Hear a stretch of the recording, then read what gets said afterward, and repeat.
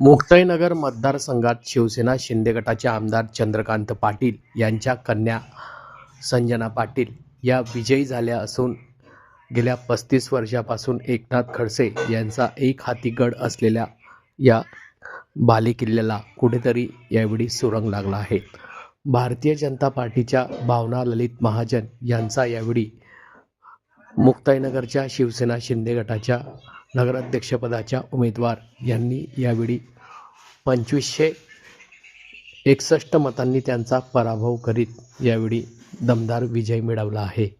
केंद्रीय मंत्री रक्षा खडसे यांच्या नेतृत्वात भारतीय जनता पार्टीतर्फे ही निवडणूक लढली जात होती. आज मात्र अखेर त्यांनाही यावेळी मोठा धक्का बसल्याचं मानलं जात आहे.